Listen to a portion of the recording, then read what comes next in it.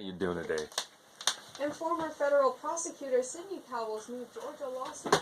So, I talked about how I lent a saw out and the guy didn't run mixed fuel in it. It didn't come back to me. Anyways, it runs.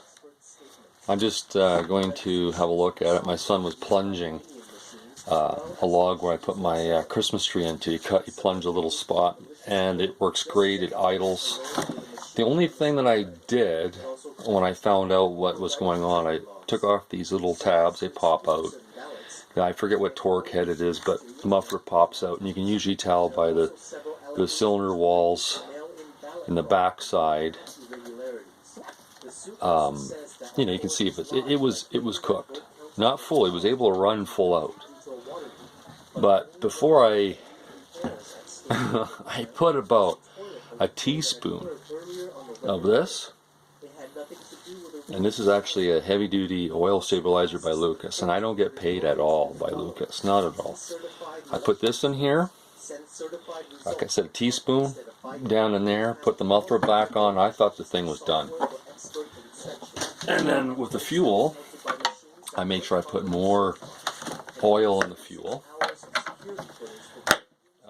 more than what it requires, and amazingly enough, it ran. So we used the new saw to take down trees, because I didn't want to have something stalling, right? This is what this thing was doing. I didn't do anything else to it.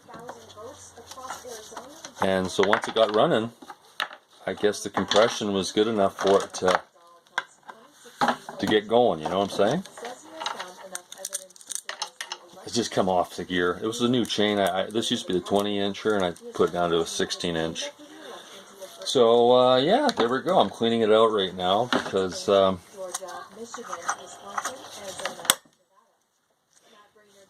why not? It works. Imagine if I said something to that guy. I really do. I do believe it's a miracle that I got enough knowledge to do what I did. It was bizarre. Like I said, Lucas, I showed you the product. I put about a teaspoon in there before the piston and after the piston. That might sound crazy. And it just sat. It sat till I figured it was done. It wouldn't hold an idle. It was terrible. Didn't matter what I did, changing the spark plug. It wasn't until this weekend we went out for some wood, and I figured to use this as the real workhorse. And if you had it full out, bucking up the stuff into 17 inches, 16 inches. And the new saw takes down the tree that doesn't stall, because I don't want anybody hurt. That's one of the reasons why. The stalling saw is a deadly saw. So it doesn't stall anymore. It not at all. Holds a beautiful idle now. Must have ran it for, good 20 minutes. So, there we go, everybody. If you heard anything like that, let me know. But yeah, Lucas oil, a teaspoon of it, and then in the fuel area,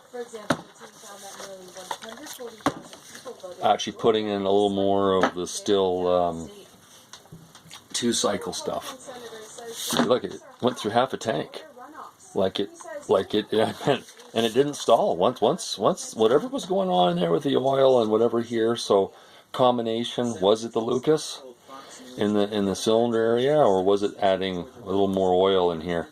Also, a tip that I learned from some professional guys is that when you're fueling, I can't stress enough, make sure the area is clean before you opening it, right? Because what happens is that this stuff, little tiny shavings, as the saw gets dull, you get more of the tiny little guys, you know. It's amazing. Tiny little wood bits can actually, like tiny, get sucked up into the filter. And what it does is that the tiny filter particles around the fuel filter, it actually siphons out, or keeping the oil from getting into your fuel line. So it actually thins out your oil in your fuel, which then you will have that symptom of it not running great or not idling, or eventually it'll cook your cylinder completely and it won't run at all. So there we go, there's an update. I'm so glad I never freaked out. Try it. If you got a weed whacker where you've lent it to a neighbor and they didn't put, didn't run all the way through, it still runs but it isn't idle, try the Lucas trick. Teaspoon, like a half teaspoon underneath the piston, because the piston will come up and there'll be underneath. You get a little bit in there and the piston comes down, put a little bit in there, and just move it around without starting it, okay? And then put an extra oil in the tank, and there we go. And if you do have a look what I mentioned about contaminants in the tank. This is such a new saw, only a year old, and I take really good care of my stuff. My son says, why do you clean it every time? Why not? There's so much stuff that comes through here. You got your oiling area. You got to clean your bar. I just might put the Oregon bar on, the tiny one. Yeah. Anyways, everyone, have a great day. Just an update. A little miracle happened here. A little knowledge was given to me. What have you got to lose at this point if you have a saw that doesn't idle properly? I meant also too, if it's not being cooked, if it's just not idling right, and you have no scoring, well, you also would want to look at your adjustments, like your low and high adjustment. I rather not play with them when they come out of the factory.